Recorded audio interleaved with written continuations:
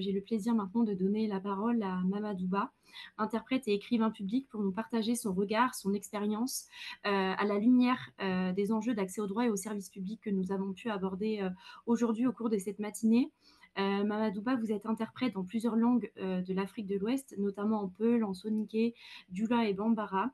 Vous avez rejoint ISM Interprétariat en 2003 et vous disposez d'une grande expérience dans le domaine de l'asile et dans le champ aussi du médico-social et aussi d'écrivain public.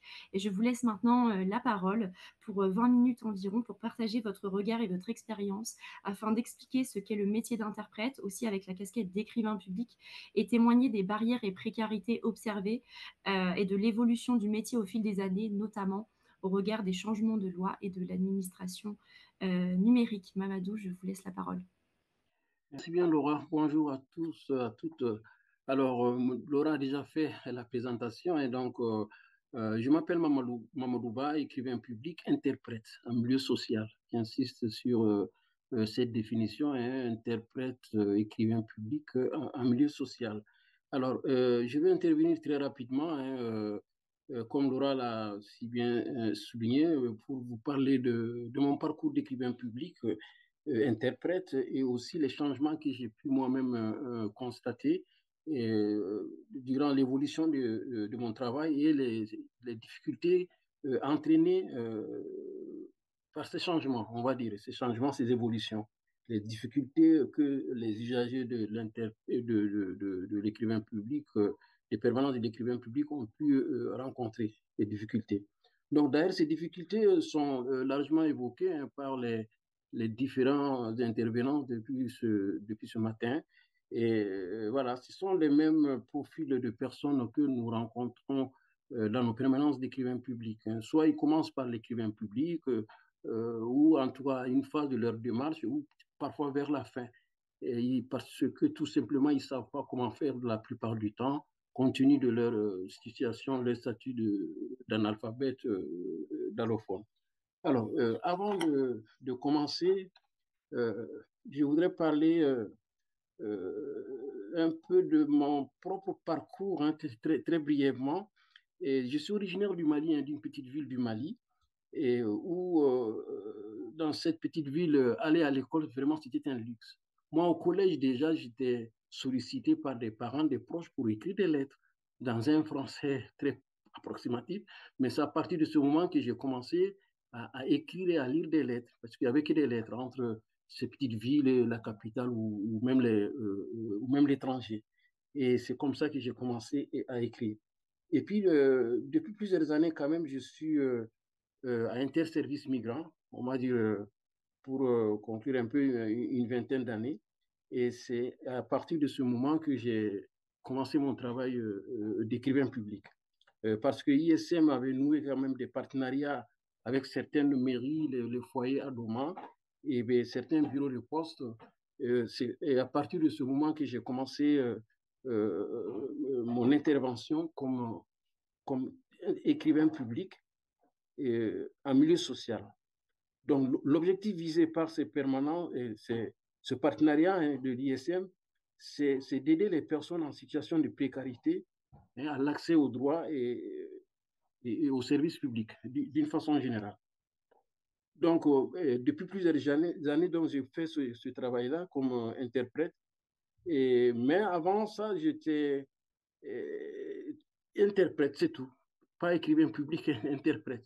Et quelques années plus tard, j'ai commencé à être écrivain public. C'est une proposition qui avait été faite par mon employeur. J'ai accepté sans savoir vraiment le tenant aboutissant de ce métier. C'est un vrai travail social, on va dire, mais il faut être formé. Hein, et il faut être formé. Je me suis formé moi-même d'abord, dans un premier temps, mais j'ai eu la chance d'avoir des formations dispensées par mon employeur et d'autres intervenants extérieurs, des professionnels de la sécurité sociale, j'allais dire des spécialistes en droit des étrangers. Hein, j'en ai beaucoup bénéficié. Et il y a un poste même qui est représenté au niveau de notre association des intervenants en droit des étrangers et puis d'autres intervenants à l'extérieur. Alors, donc j'ai donc continué à me former et pendant plus de 15 ans, j'ai tenu des permanences d'écrivain public, notamment à Montreuil, sous Bois et à Villetaneuse dans le département 93, 93 en Seine-Saint-Denis. Donc vous savez bien ce que cela sous-entend. Et aussi dans le 94, notamment à Alfortville. Donc Montreuil, Villetaneuse et Alfortville, et des fois avec des remplacements pour les collègues absents pour une raison ou une autre. Donc, j'ai parcouru un peu la région Île-de-France en faisant ce travail-là, ce qui m'a permis vraiment de voir le profil des demandeurs, des usagers de ces permanences-là. Donc, j'ai vu que la majorité des demandeurs de services d'écrivain public sont des personnes d'origine étrangère. Ça, c'est une réalité qui est là. Et ils habitent essentiellement dans les quartiers populaires, notamment dans les cités. Et d'ailleurs, les permanents sont la plupart du temps installés dans ces quartiers-là. Soit c'est un service administratif dans la ville ou bien dans l'enceinte même de l'hôtel de ville. C'était mon cas, c'était ma permanence à Villetaneuse. Je vais vous parler un peu brièvement de cette permanence plus tard. Donc, ce sont des personnes essentiellement d'origine étrangère et parfois, il y en a qui ont aussi acquis la nationalité française. Hein. Mais malgré cette situation, ben, ils sont dans des situations de précarité d'une façon générale, soit par rapport à la langue ou tout simplement la précarité sociale. Et la langue, la précarité par rapport à la langue, elle est très, très déterminante puisqu'ils sont analphabètes souvent, illettrés et en tout cas allophones pour la plupart.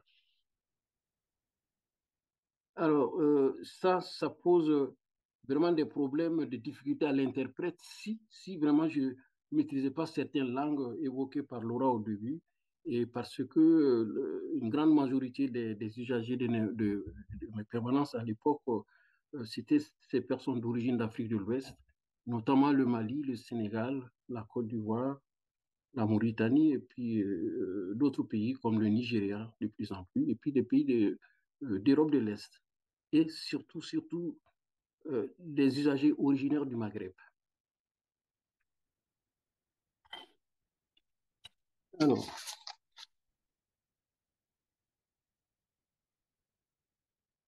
Alors, il y a des usagers également qui sont quand même, ils parlent français, ils comprennent le français, mais ils restent démunis face aux nombreuses procédures afin de faire valoir leurs droits. Ils ne connaissent pas.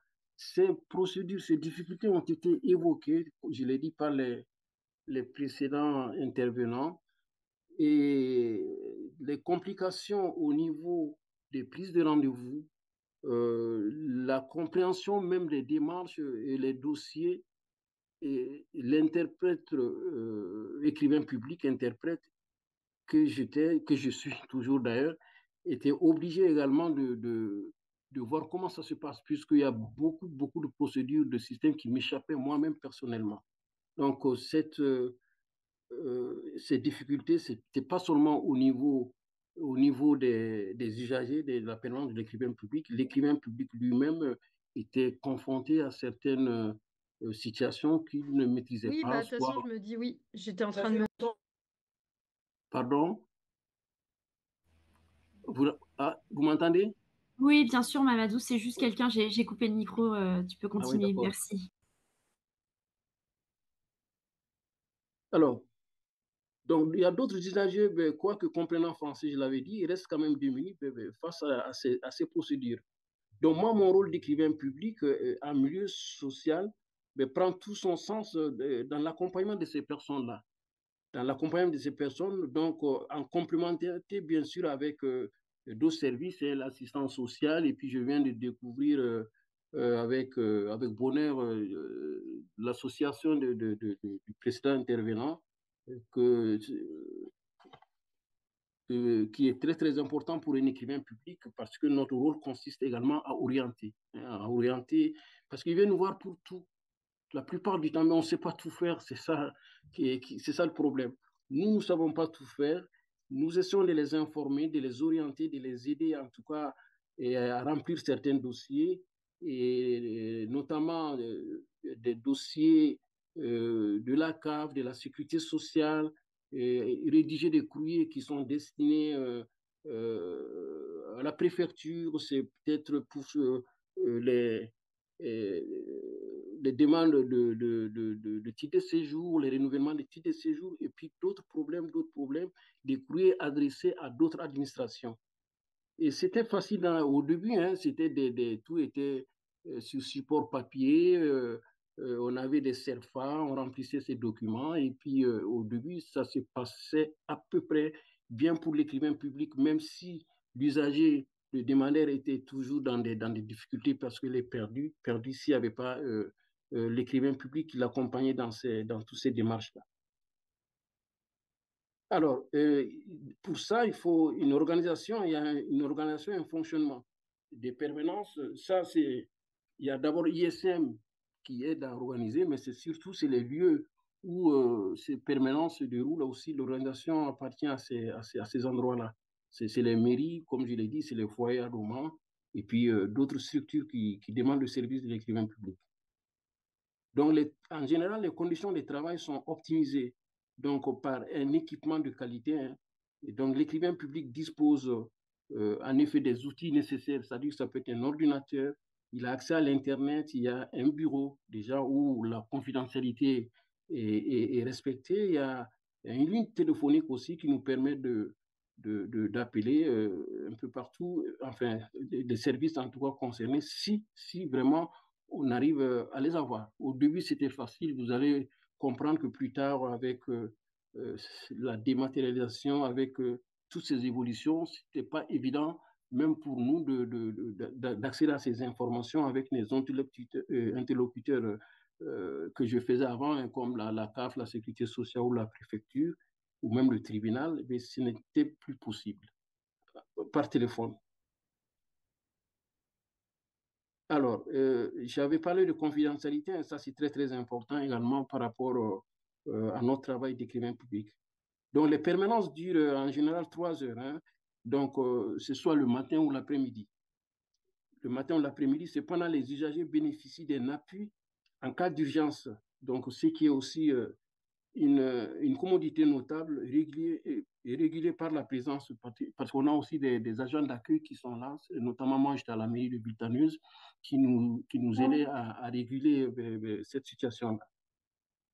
Alors, les lieux d'implantation des permanences aussi de l'écrivain public sont souvent à proximité je l'avais dit, des logements sociaux, il y a les cités qui ne sont pas très, très loin, c'est le centre-ville, et parfois non loin des services publics d'importance, la sécurité sociale, bureau des postes, entre autres. Et ça, c'est aussi très important pour les demandeurs, pour les usagers. Alors, nous avons constaté des évolutions également, hein, l'évolution dans le fonctionnement de l'administration d'une façon générale, et bien, qui impacte aussi le travail de l'écrivain public. Alors, ces évolutions sont peut-être, on définit évolution, ça veut dire que les choses s'améliorent, en principe, c'est comme ça. Mais pour l'usager des étrangers, ce n'est pas forcément une amélioration, c'est plutôt une complication de plus dans leur vie par rapport à tout le parcours qu'ils font depuis qu'ils sont arrivés en France, des difficultés par rapport à la langue, la méconnaissance du fonctionnement de l'administration. Et parfois, ils ne savent pas où aller, ou ils s'y prennent en retard, il y a beaucoup de choses. Et l'écrivain public se rend compte de toutes ces difficultés, de toute cette situation, une fois l'usager qui se présente devant lui. Donc, j'avais dit au début, l'essentiel du travail de l'écrivain public consistait à remplir des papiers, des dossiers et formulaires, et les CERFA provenant des services sociaux comme la CAF, la Sécurité sociale, j'en cite, hein, la MDPH également, et puis la CNAV, entre autres. Donc, ce sont essentiellement ces besoins, c'est les besoins les plus importants quand même pour ce que j'ai constaté personnellement au niveau de mes permanences d'écrivain public. ils viennent, c'est pour remplir ces documents, ce qui constitue pour moi personnellement une sorte on va dire de baromètre hein, pour voir dans ces villes-là une certaine catégorie de personnes, on va dire, d'étrangers qui sont en difficulté et qui sont parfois perdus. Donc, ils viennent voir l'écrivain public pour ça. Donc, les liens avec les différents services se faisaient essentiellement, comme je l'ai dit, par courrier, par téléphone. Donc, les usagers eux-mêmes, dans certaines conditions, hein, étaient souvent impliqués dans leur démarche et qui les semblait parfois accessible. Pas pour tous, pour certains. Il y en a qui, lorsque c'était des courriers, aller à la poste, faire affranchir sa lettre, son dossier, et ça, ils participaient, on les expliquait, l'usager lui-même prenait vraiment en charge certaines démarches. Et lorsque c'était vraiment avec des documents de cette façon-là. Mais plus tard, ça devient encore beaucoup plus compliqué. Donc, les évolutions dans le fonctionnement de l'administration ont apporté des changements notables, bien sûr, donc dans les démarches administratives et sociales que doivent entreprendre les usagers de la permanence de l'écrivain public. Nous également, en tant qu'écrivain public, on doit se mettre je veux dire, au diapason, puisqu'on avait nos habitudes d'écrire des courriers. Si on avait la chance d'avoir un ordinateur, au début, on le faisait même à la main, ça a évolué depuis, mais on est équipé d'ordinateurs, rédiger les courriers à partir d'un ordinateur, avoir beaucoup d'informations à partir d'Internet, et tout ça, l'écrivain public aussi s'est adapté à ces changements-là pour pouvoir mieux accompagner les usagers de la permanence. Donc, il y a les pistes de rendez-vous. Au niveau de la préfecture, ça a été évoqué ce matin, et ce n'était pas évident du tout. Donc, ça, c'est pour le renouvellement des titres de séjour ou pour tout autre document qui se faisait auparavant par téléphone ou par simple courrier. C'était simple. Moi, personnellement, j'ai vu ces évolutions et c'est devenu très, très compliqué, surtout en Seine-Saint-Denis, où avoir un rendez-vous à Bobigny, c'était pas évident du tout. Or, avant, on faisait un courrier. Au bout de 2 semaines, on a une réponse, ou bien par téléphone, il y a quelqu'un au bout de fil. Mais là, c'est des plateformes qui sont là et c'était pas du tout évident, et pour l'écrivain public et pour les usagers de sa permanence, notamment les prises de rendez-vous.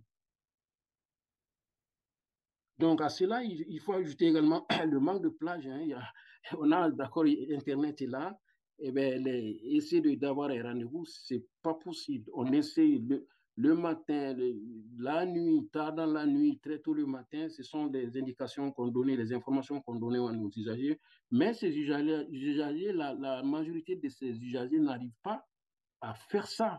Ils n'ont pas accès à l'Internet, soit pour des raisons économiques, ou bien ils n'arrivent pas, ils ne savent pas. Ils n'ont personne pour les aider à le faire. Donc, dans nos permanences, il n'était pas facile pour l'écrivain public de prendre 15, 20, 30 minutes pour un seul demandeur, juste pour avoir un rendez-vous, alors qu'il y a 4, 5, 6 autres personnes qui attendent. Ce n'était pas évident du tout.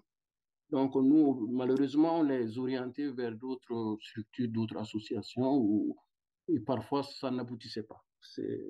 Ça, c'est une cassure liée à l'évolution, on va dire, entre guillemets, en tout cas, au changement survenu au niveau de l'administration. Alors, aussi, la majorité des usagers n'avaient pas d'autre. L'adresse mail, cette fameuse adresse mail qui est devenue quelque chose de naturel, de très normal là maintenant. Et bien, quelques années en arrière, mais non, moi j'ai rencontré des usagers quand je leur demande leur adresse mail pour qu'ils puissent avoir la réponse de la préfecture ou autre. Ils me demandent l'adresse mail, c'est quoi? Ils ne savaient même pas ce que ça dit déjà. Et donc, ça ne leur disait rien. Donc, ça, c'est un vrai problème aussi. C'était un vrai problème. Donc, ces évolutions constatées dans le fonctionnement de l'administration ont parfois entraîné la suspension du contrat de travail, ça a été évoqué ce matin, pour défaut de renouvellement d'un carte de séjour. Moi, j'ai vécu impuissant, j'ai vu des usagers qui étaient vraiment dépourvus de documents parce que, pour une simple raison, ils n'ont pas pu obtenir un rendez-vous. Donc, le contrat de travail, la carte de séjour qui n'est pas renouvelée. Il y a aussi le retardement de la prise en charge des soins médicaux, ça a été évoqué ce matin, et la non mise à disposition d'un avocat pour faire valoir également efficacement leurs droits, puisque l'aide juridictionnelle, il y a beaucoup de nos usagers également qui formulaient cette demande d'aide juridictionnelle. Donc, ces évolutions qui, normalement, rentrent dans le cadre de la modernité et de la facilitation des démarches, ont souvent, surtout paradoxalement, posé de véritables problèmes. Voilà, ces problèmes-là, l'écrivain public le vit quotidiennement parce qu'il est en face, il est en face de lui des demandeurs qui sont démunis, qui sont en situation de précarité économique et sociale. Donc, afin d'apporter un début de solution à cette situation et de réduire la facture sociale, finalement, c'est peut-être ça. Hein. Donc, certaines villes ont mis en place des services appropriés, heureusement. Donc, on a constaté cette évolution également, il y a, on va dire, depuis 2020, 2021 par là. Donc, en tout cas, pour la ville de Villetaneuse que je connais mieux, donc, a mis en place il y a la maison commune espace numérique. Donc, ça, c'était à Villetaneuse, donc une structure, comme vous le savez, labellisée par l'État. Donc, ça nous permettait, nous, en tant qu'écrivains publics, d'orienter les demandeurs qui venaient nous voir pour ça, les prises de rendez-vous pour autre chose. Hein. Donc, il y avait un service dédié aux étrangers allophones. Donc, malgré des efforts consentis par les services publics, donc, cette fracture sociale liée aux nouvelles technologies reste énorme pour beaucoup d'étrangers. Et voilà, donc l'écrivain public est en face d'une situation que lui-même il n'arrive pas à résoudre, hein, parce qu'on a bien vu des associations ou des services qui sont dédiés à ce travail-là qui ont du mal, euh, à aider les demandeurs, surtout l'écrivain public qui n'a que 30 minutes à consacrer à un demandeur. Donc, nos moyens étaient très, très limités. Maintenant, quoi qu'il en soit, l'écrivain public reste quand même le maillon le plus sollicité et par des milliers d'allophones, d'analphabètes, donc pour leur démarche administrative au quotidien. Donc, finalement, pour leur intégration, l'écrivain public les aide pour leur intégration quelque part. Alors, les usagers des permanences de l'écrivain public font partie de la population la plus vulnérable, ça a été dit, hein, donc ça a été répété par nos prédécesseurs, donc la population la plus vulnérable. Et ce renouvellement diminue dans l'accompagnement de l'écrivain public. Alors, le profil des usagers, je ne veux pas m'attarder là-dessus, puisque j'ai une intervention aussi à faire demain par rapport toujours à mon travail d'écrivain public. Mais je vais vous parler brièvement quand même de leur profil. Hein. Donc, les personnes, je prends juste l'exemple de ma permanence de Villetaneuse. J'en avais deux autres à Montreuil et puis une autre permanence à Alfortville. Donc, à Villetaneuse, donc les personnes sont dans leur grande majorité, sont d'origine étrangère, quelles que soient les permanences d'ailleurs, d'origine étrangère.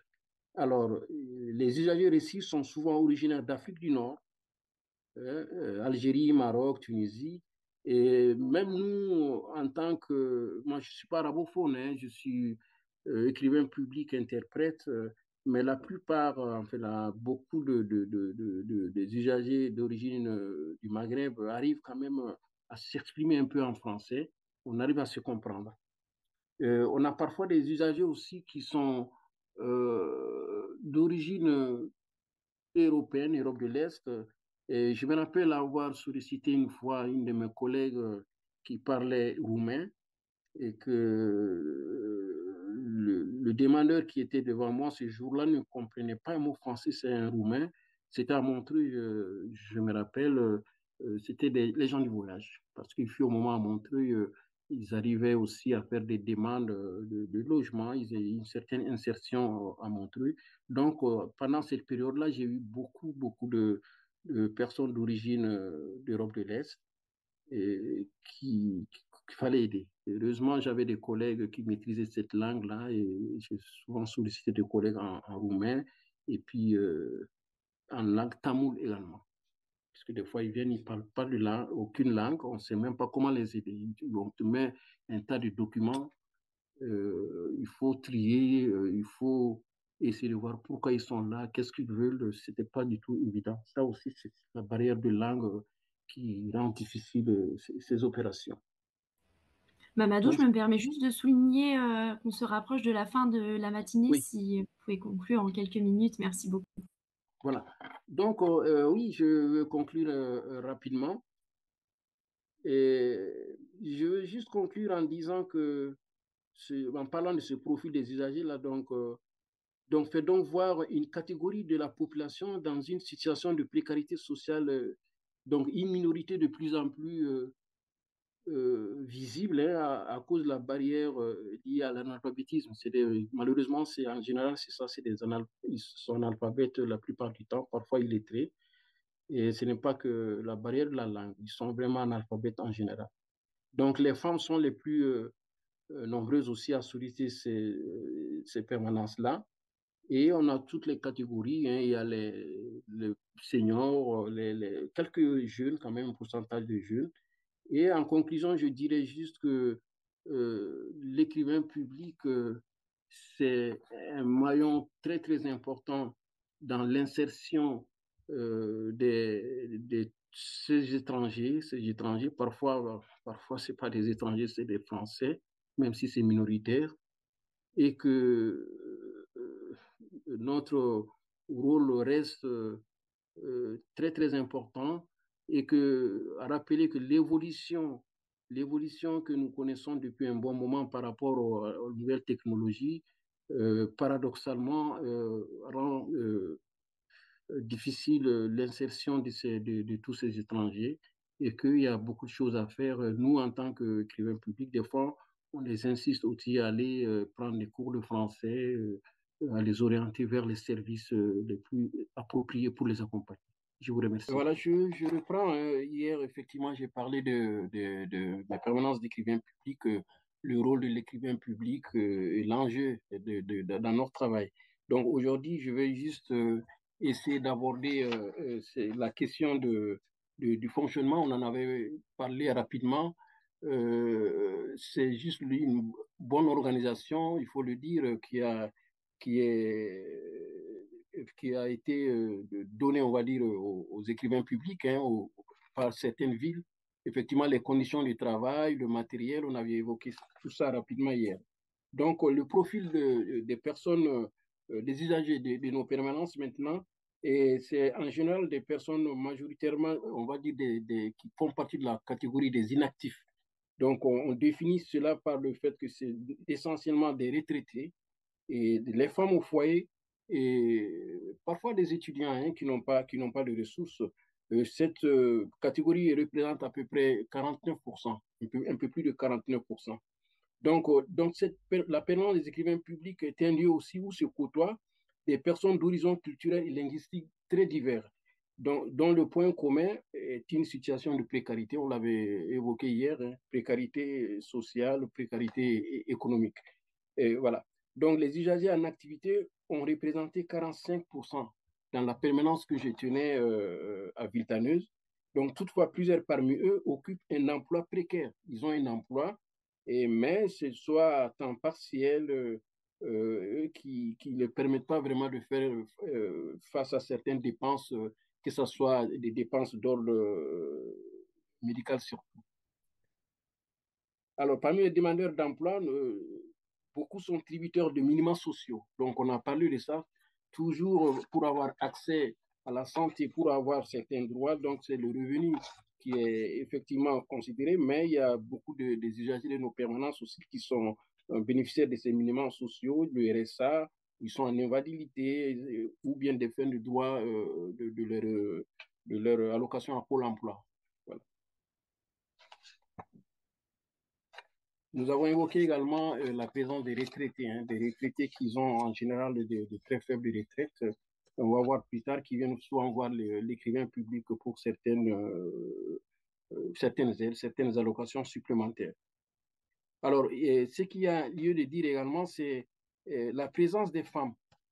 Alors, les femmes sont elles sont les plus nombreuses à fréquenter nos permanences, les différentes permanences.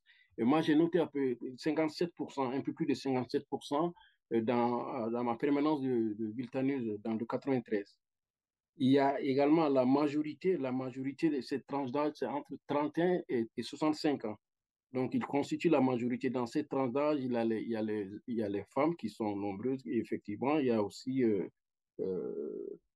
la présence des seniors, qu'il faut noter, des seniors de plus de 65 ans, de plus en plus de retraités qui viennent nous voir. On l'a évoqué. Malheureusement, on a également recensé quelques jeunes, un pourcentage de jeunes on va dire, entre 18 et 30 ans, et ils ont constitué environ 6% de nos activités à Villetaneuse.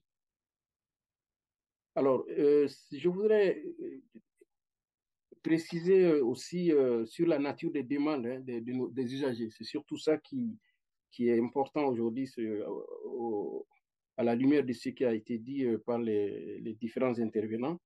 Donc, ces échanges sont essentiellement, j'insiste sur le fait, sur la sécurité sociale, les services de la CNAV, les caisses complémentaires, ça a été évoqué, et surtout ceux de la CAF également. Alors, l'écrivain public est régulièrement amené à constituer des dossiers pour la couverture maladie universelle, ça a été évoqué là. Moi, j'ai constaté, en tout cas, les demandes les plus fréquentes sont surtout des demandes de couverture maladie universelle, même si on a aussi des dossiers de l'AME. L'AME, j'avoue que dans mes permanences, c'est pas très compliqué pour moi, puisqu'en général, ce sont des étrangers qui ont d'autres interlocuteurs, hein, ils sont suivis par d'autres associations, comme Médecins du Monde et d'autres. Hein. Donc, en général, quand ils viennent voir l'écrivain public, c'est juste pour remplir cette feuille où on déclare un peu les revenus. Et puis, en général, je les oriente vers les associations qui sont spécialisées. Maintenant, concernant la maladie universelle complémentaire, ça c'est beaucoup plus récurrent. Mais le problème que l'écrivain public rencontre en général, c'est les dépassements de plafond. Ça a été évoqué. Et il y a des familles qui viennent nous voir, enfin, une personne du foyer peut venir voir l'écrivain public. On montre son dossier, mais sauf qu'il faut voir les revenus du foyer. Et en général, même quand ça dépasse de 50 euros, de 100 euros, et là, ça ne passe pas. Donc, en général, ils viennent nous voir pour des recours. Ils évoquent vraiment des difficultés parce que la facture de l'électricité a monté là, et ma femme n'a pas suffisamment travaillé ce mois-ci. Et il y a beaucoup de réclamations par rapport à ça. Mais l'écrivain public, notre rôle, c'est d'accompagner et essayer de faire des recours pour voir si ça va marcher ou pas. Et ils sont des fois dans des difficultés de faire face à des dépenses chez le dentiste. Voilà, ils ont des problèmes pour les lunettes, ça qui coûte très cher. Et des fois, la sécurité sociale les propose des chèques. Voilà, un chèque pour des montants, hein, ça dépend des revenus du foyer, qui les permet de payer en tout cas une partie de leur mutuelle. Voilà. Et ça, c'est aussi des informations que l'écrivain public a le droit son rôle, c'est d'informer également ces usagers-là. Alors, ces recours consécutifs donc, à des demandes de remboursement aussi, il y a ça. Et malheureusement, des fois, ils ont des trop perçus, puisque soit ils ne savent pas, on avait évoqué hier, hein, ils sont illettrés, analphabètes, ou bien je ne juge pas, je ne sais pas si ça peut être volontaire également. En tout cas, on a souvent des recours par rapport aux demandes de remboursement de trop perçus parce qu'ils ont mal à remplir le dossier, parce qu'ils n'ont pas déclaré certaines ressources qui devraient normalement être déclarées au niveau de la CAF ou de la sécurité sociale. Alors, il y a aussi les demandes qui sont vraiment très récurrentes également par rapport aux demandes de logement. Demandes de logement et puis les dossiers d'allo on monte, ils sont souvent élus, enfin reconnus comme devant être logés prioritairement, mais bon, la loi dit 6 mois. Moi, j'ai vu des dossiers qui durent plus de 2 ans. Donc, il y a des recours administratifs qui n'aboutissent pas entre la sécurité et le tribunal administratif. Mais bon, ça aussi, c'est des demandes très, très récurrentes de ces personnes fragilisées qui viennent voir l'écrivain public. Alors, il faut également noter, par rapport à notre travail d'écrivain public interprète médiateur, il nous arrive, on travaille souvent avec les médecins dans les CMP, dans les hôpitaux, ça peut être un généraliste, un spécialiste, un psychologue, un psychiatre, tout le reste. Et aussi avec des accompagnements pour des personnes en fin de vie. Donc, en fin de vie, qui sont dans des centres de soins palliatifs. Ça, c'est aussi notre rôle en tant qu'interprète pour faire valoir à cette personne en fin de vie qui a les droits d'être accompagnée, d'être entendue dans sa langue, d'avoir... voilà, notre rôle consiste également à faire cet accompagnement. Alors, il y a des demandes de consommation aussi. Bon, c'est très faible, pas, il n'y en a pas beaucoup. Il n'y en a pas beaucoup. Des dossiers aussi de surendettement. Bon, dans certaines permanences, on les oriente vraiment vers les associations spécialisées, notamment le CRESIS, Chambre régionale de surendettement social. Moi, personnellement, je les orienté vers ce centre-là. Toujours, c'est des personnes en situation très, très, très difficile.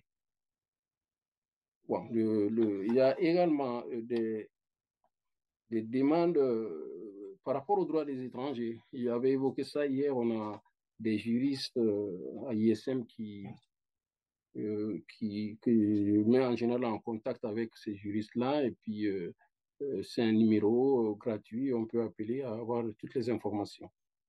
Et à cela également, il faut l'asile, il faut souligner l'asile et l'offrande. Donc, l'essentiel, enfin, une grande majorité des interprètes ISM travaillent à l'OFOA ou à la CNDA. Et les demandeurs d'asile qui ont le droit de s'exprimer dans leur langue maternelle, en tout cas la langue qu'ils souhaitent. Hein. Donc, nous, en tant qu'interprètes, on est également à leur disposition, on va dire, dans la neutralité, pour les aider, pour les faire comprendre pour défendre leur dossier avec l'officier de protection. Alors, le médico-social, je reviens là-dessus, en tout cas, donc, médico-social et les soins, ça a été vraiment évoqué largement ce matin. Donc, l'interprète est de plus en plus sollicité donc, pour accompagner les personnes d'origine étrangère dans leurs suivis médicaux et d'autres démarches. Il y a les suivis médicaux et d'autres démarches administratives. Donc, dans les hôpitaux, les CMP, des familles et des patients se trouvent démunis sans la présence d'un interprète. Voilà, donc les patients et les familles, sans l'interprète, ils sont complètement perdus. Donc, nous jouons alors ce rôle de facilitateur entre les deux entités, ce rôle de facilitateur entre ces familles, ces malades et le professionnel, le médecin, l'assistant social et le fonctionnaire. Voilà, donc notre rôle consiste aussi à cela pour que ces individus, souvent d'origine étrangère, puissent bénéficier, puissent avoir accès à certains droits, santé notamment. Alors, ainsi, les soignants, c'est ce que je disais, les soignants et les intervenants sociaux auront également, par le biais de l'interprète, des éléments essentiels pour exercer leur travail, puisque se trouve qu'il y a des fois des barrières culturelles. Hein. Nous, en tant qu'interprètes, médiateurs, et alors on joue ce rôle-là. On joue ce rôle pour aider le fonctionnaire en général, ou en tout cas le professionnel, à mieux appréhender les problèmes de la personne en face, soit c'est une maladie, soit c'est des problèmes d'ordre sociaux. Et sans notre présence en tant qu'interprète médiateur, ben, je pense que ce travail ne se ferait pas. Alors, ce que je veux en conclusion, hein, donc les réponses apportées par l'écrivain public d'une façon générale, et c'est la lecture et explication souvent dans les langues d'origine. Hein, dans les langues d'origine, on peut parler deux ou trois langues en général, on est polyglotte, on a au moins deux ou trois langues. Donc, parler dans sa langue déjà et expliquer les propos du demandeur ou en tout cas de la personne en situation de précarité, faire la rédaction des courriers administratifs, orienter également, les orienter vers les bons services et constituer le dossier. Des fois, c'est très compliqué, les aider à constituer les dossiers et le suivi de ces dossiers. Ces dossiers. Bon, il y a aussi des démarches, on avait dit, hein, en ligne et par téléphone qui ne sont pas forcément accessibles à ces étrangers souvent analphabètes.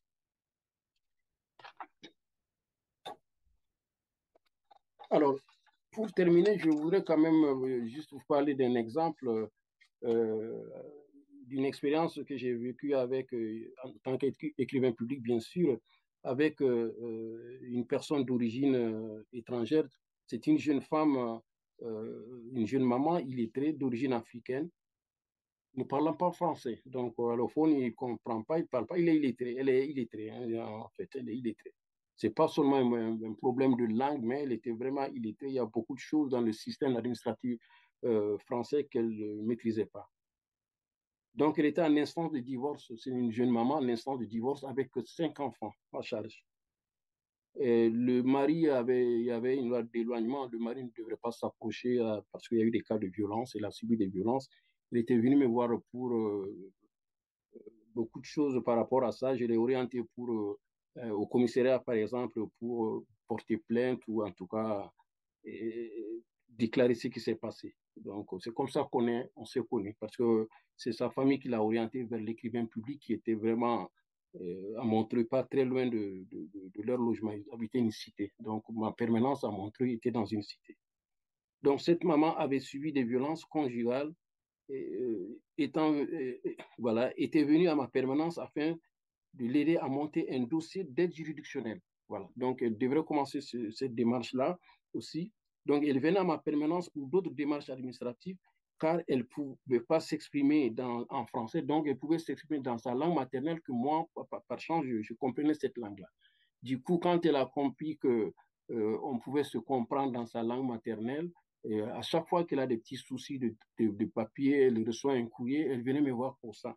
Et il y a eu cette relation qui s'est tissée entre nous, donc, et je l'accompagnais dans toutes ces démarches-là. Alors, la demande d'aide juridictionnelle a finalement abouti. Donc, la jeune maman se faisait accompagner chez son avocat par quelqu'un de la famille qui jouait le rôle d'interprète. Donc, elle avait, je crois, un cousin qui l'accompagnait quand il s'agit de faire des déplacements maintenant chez l'avocat ou d'autres travailleurs sociaux. Et malheureusement, un jour, elle vient me voir vraiment très, très alertée. Elle avait peur et sa demande juridictionnelle a abouti.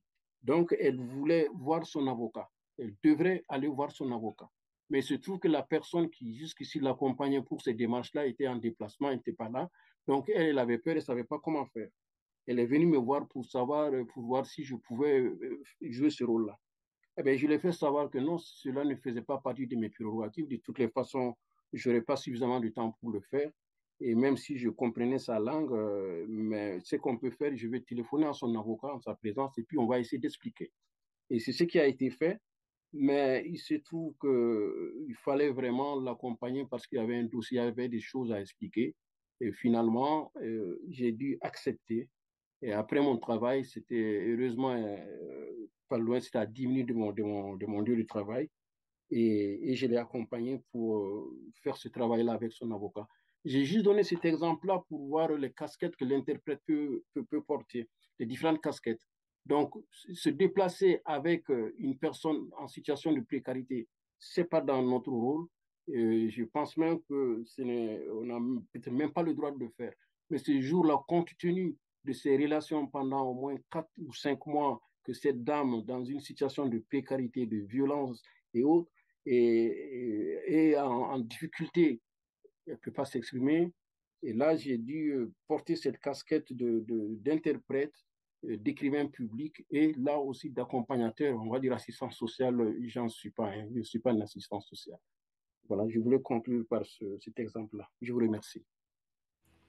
Merci beaucoup Mamadou pour ce témoignage. Et si voilà, les participants ont des questions ou même des réactions, je sais que des collègues interprètes qui ont aussi la casquette d'écrivain public ou même qui agissent dans le champ de la santé sont aujourd'hui avec nous en visio. N'hésitez pas à réagir aussi directement oralement ou même dans le chat.